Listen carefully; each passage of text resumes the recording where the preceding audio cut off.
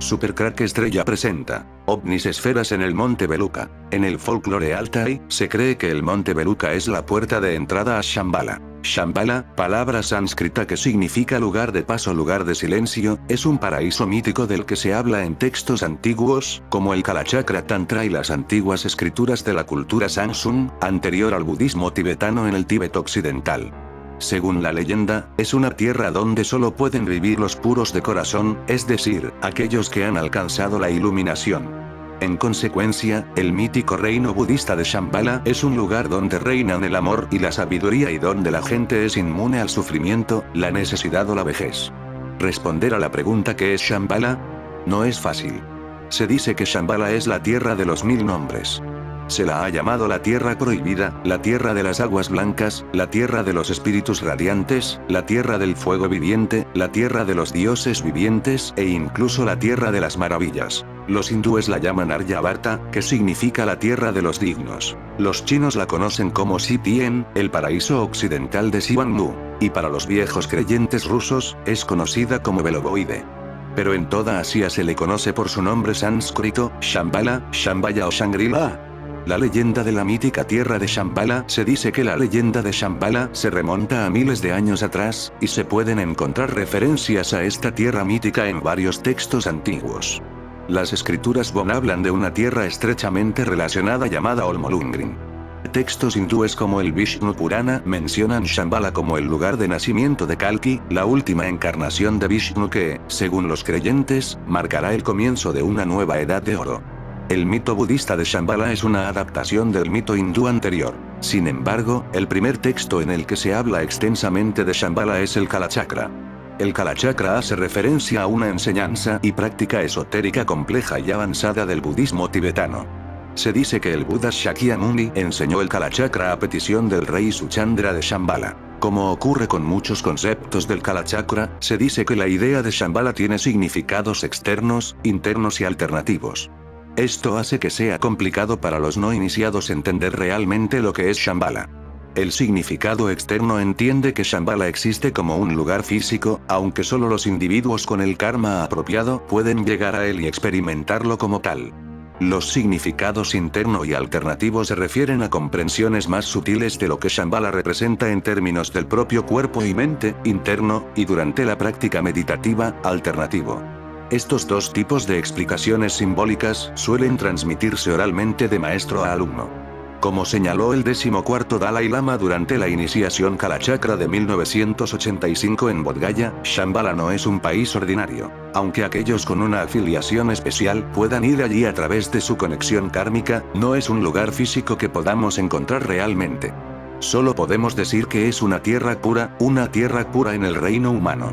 Y a menos que uno tenga el mérito y la asociación kármica real, uno no puede realmente llegar allí. La profecía de Shambhala, el concepto de Shambhala, desempeña un papel importante en las enseñanzas religiosas tibetanas y tiene especial relevancia en la mitología tibetana sobre el futuro. El Kalachakra profetiza el deterioro gradual de la humanidad a medida que la ideología del materialismo se extiende por la tierra.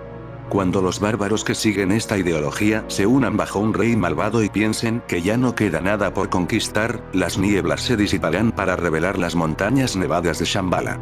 Los bárbaros atacarán Shambhala con un enorme ejército equipado con armas terribles. Entonces, el rey de Shambhala emergerá de Shambhala con un enorme ejército para derrotar a las llamadas fuerzas oscuras y dar paso a una edad de oro mundial. Aunque el Kalachakra profetiza una guerra futura, esto parece entrar en conflicto con los votos de las enseñanzas budistas que prohíben la violencia. Esto ha llevado a algunos teólogos a interpretar la guerra simbólicamente. El Kalachakra no aboga por la violencia contra las personas, sino que se refiere a la batalla interior del practicante religioso contra las tendencias demoníacas internas. Beluca fue escalada por primera vez en 1914 por los hermanos Tronov. La mayoría de las ascensiones al pico oriental siguen la misma ruta sur que la del primer ascenso. Aunque Altai tiene una elevación más baja que otros grupos montañosos asiáticos, es muy remoto y se requiere mucho tiempo y planificación para su aproximación. En el verano de 2001, un equipo de científicos viajó al remoto glaciar Beluca para evaluar la viabilidad de extraer núcleos de hielo en el lugar. La investigación se llevó a cabo entre 2001 y 2003. Se extrajeron y analizaron núcleos superficiales y núcleos de lecho rocoso, Olivier y otros, 2003. Fujita y otros, 2004. Según las técnicas de datación con tritio, los núcleos más profundos pueden contener entre 3.000 y 5.000 años de registros climáticos y ambientales. Un equipo suizo-ruso también estudió el glaciar. Está por demás decir que para muchos estas entidades, Emuriel, son manipuladoras y se disfrazan de luz, como yo mismo lo he dicho en algunos casos, pero es innegable también que el origen y destino de la humanidad es regresar a la fuente primigenia, de donde brotó y está más allá de esta realidad tridimensional, donde también tenemos conexiones con entidades hiperdimensionales. Algunos no dudarían en decir que son estas demoníacas y todo ese rollo, que por supuesto existen. Secretos. Como sabemos, los Stegnamanes lograron reunir algunos de los ingeniosos artefactos que pudieron sobrevivir a la destrucción de la Atlántida, almacenándolos en una determinada zona del retiro que es llamada la sala de reflexión, denominación que fue empleada como un mensaje de lo que ocurrió con la Atlántida al manipular equivocadamente la tecnología que en aquel entonces se había alcanzado. Según Al-Sir, esas máquinas pueden lograr determinados efectos que hoy en día llamaríamos milagros. Esta tecnología, bien empleada, sería de gran beneficio para la medicina, ya que algunos artefactos eliminan selectivamente las células que están en proceso de degeneración. Asimismo, se cuenta con adelantados sistemas de eliminación de toxinas, ya sean estas por ingesta de alimentos o por radiaciones nocivas. Por otro lado, una determinada serie de estas máquinas atlantes permite aprovechar la energía telúrica, almacenándola y convirtiéndola en una fuente de poder. También existen otras máquinas diseñadas para la canalización de energías provenientes del espacio. Algunas de ellas las tienen en funcionamiento para que la radiación cósmica ingrese a través de la cordillera de los Andes, procurando de esta forma la activación de Sudamérica. Antiguamente esta activación con energías cósmicas se llevó a cabo en Oriente, teniendo a los Himalayas como antena natural, mientras las máquinas se hallaban en la base de la cordillera, en recintos subterráneos perfectamente acondicionados. Ahora, los Himalayas están en su período de sueño. Sudamérica empezaría entonces a despertar. La energía activadora no cambia de posición, como se ha venido pensando, sino que esta, que llega a todo el planeta, es concentrada en un lugar para conseguir con ello un efecto determinado. Es como tomar una lupa de aumento que, colocada en un ángulo correcto en medio de la luz del sol, concentra la energía multiplicando su fuerza y luminosidad. Es probable que al referirme a estas maravillosas máquinas el lector se imagine una especie de caja de metal con tornillos y tuercas. Obviamente, al hablar de una tecnología de una civilización superior, nos encontramos ante cosas nuevas y extrañas. Las máquinas de canalización, y que también se utilizan para irradiar la energía almacenada, se asemejan más bien a unos gigantescos espejos. Su poder es asombroso. Todos estos adelantos técnicos, en manos fanáticas y ambiciosas de poder, producirían una catástrofe al ser mal empleados. Por ello el celo de la jerarquía es grande, procurando mantener en un lugar seguro la tecnología que habrá de utilizar el hombre cauto, consciente, e iniciado en la luz suprema del amor. Quizá el lector se pregunte qué ocurrió con las máquinas que no fueron llevadas al mundo subterráneo y por qué no se han hallado. La búsqueda es indócil. Como hemos visto, la geografía terrestre ha venido cambiando a lo largo del tiempo y muchas de estas máquinas se encuentran perdidas en lugares casi inaccesibles. Y el terreno donde se llevan a cabo las investigaciones arqueológicas es muy reducido. Quitemos los grandes desiertos de la Tierra, ¿quién haría una profunda excavación en el Sahara o en el desierto de Gobi?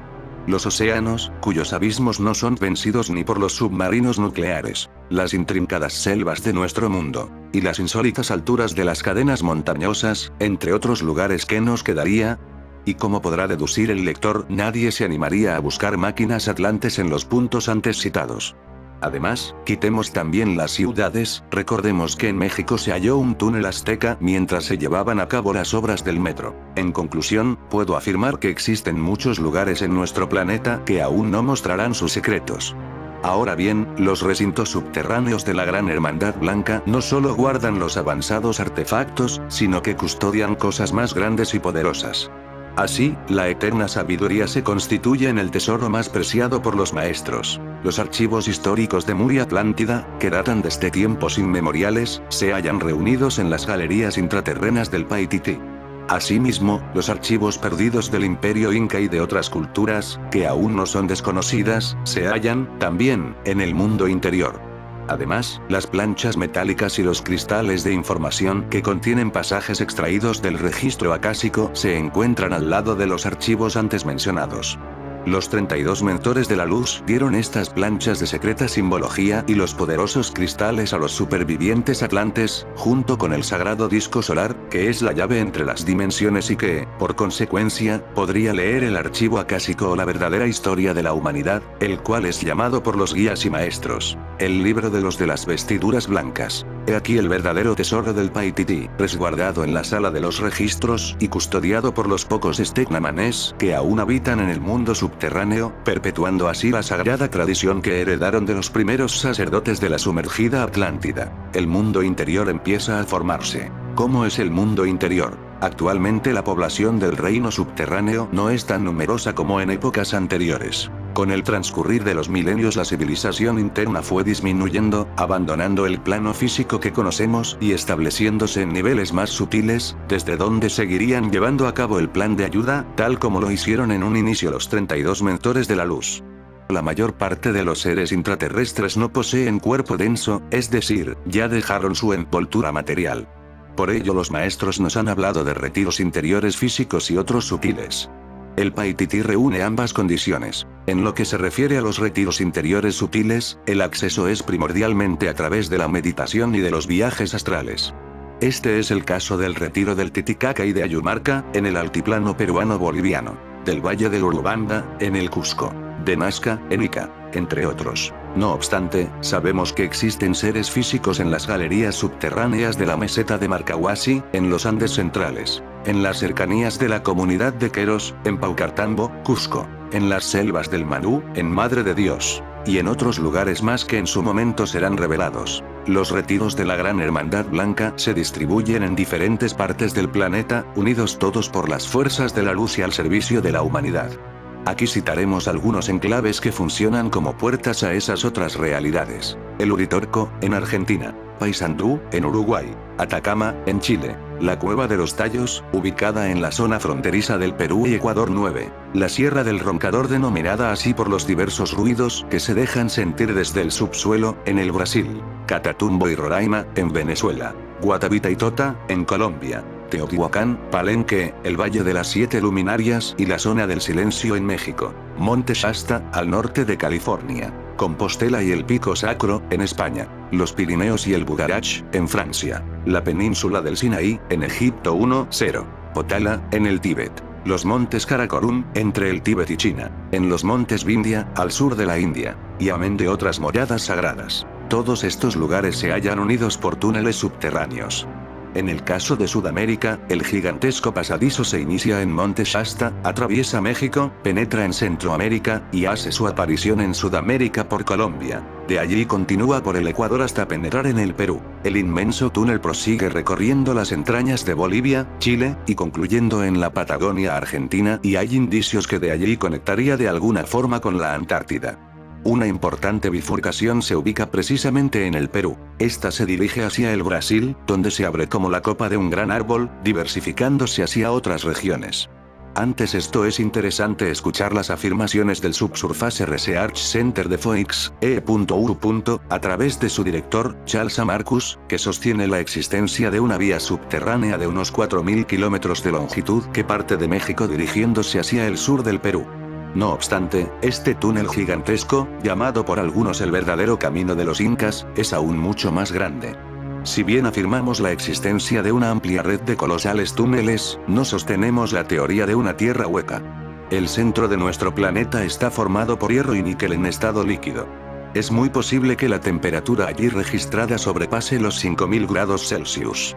Ya desde el siglo XVIII investigaciones científicas confirmaron la densidad del ardiente centro planetario. Empero, ello no impide que una civilización superior habite en galerías subterráneas. Para empezar, el mundo de estos seres se halla en la corteza, que posee aproximadamente 33 kilómetros de espesor como promedio. En las zonas montañosas este grosor supera los 50 kilómetros, en la parte más próxima a la superficie, libre de la descomunal temperatura del centro que se ubica a más de 6000 kilómetros por debajo de las ciudades intraterrestres. Además, la adelantada tecnología que poseen los sabios ha logrado desviar los mortales gases que fluyen de las profundidades. Por otro lado, acertados conductos de ventilación que conectan con la superficie se han constituido en una inteligente fuente de oxígeno. En nuestros viajes los hemos identificado, hallándolos cuidadosamente disimulados entre la vegetación y detrás de grandes rocas, según sea la geografía donde se esconde el retiro. Como sabemos, nuestro planeta a lo largo de millones de años ha venido expulsando materia líquida a la superficie, generando con ello grandes explosiones volcánicas. Muchos de estos conductos que llevaron lava a la superficie se mantienen inactivos y casi intactos luego de la expulsión del material rocoso fundido. Estos conductos también han sido acondicionados por los maestros. No en vano encontramos retiros interiores en lugares que, en el pasado, han tenido clara actividad volcánica, como por ejemplo Marcahuasi y Ayumarca 11.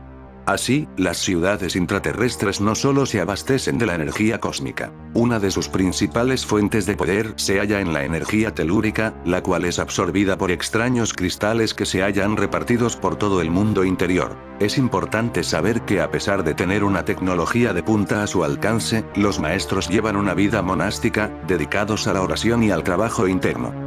Ellos se rigen por un código muy antiguo que denominan Decadrón, un conjunto de 10 elevadas leyes que orientan la evolución del mundo intraterreno. Primera ley: el verdadero estudiante de la vida empieza estudiándose a sí mismo. Segunda ley: la luz verdadera alumbra o ciega según la actitud del estudiante. Tercera ley: el verdadero soldado de la luz batalla amando al enemigo. Cuarta ley: la verdadera protección radica en el control del miedo interior. Quinta ley: el verdadero maestro enseña con el ejemplo. Sexta ley: el verdadero mensajero es aquel que solo transmite el mensaje. Séptima ley: la fe verdadera se sustenta en el conocimiento. Octava ley: la sagrada doctrina se torna aún más sagrada si se es consecuente con ella. Novena ley: el verdadero templo es aquel que se construye sobre la base de sentimientos, pensamientos y actitudes. Décima ley: el verdadero místico es aquel que pone en práctica los principios del cielo y que muere constantemente por amor al prójimo. En fin amigos de Supercrack Estrella, si el video te gustó pulgar arriba.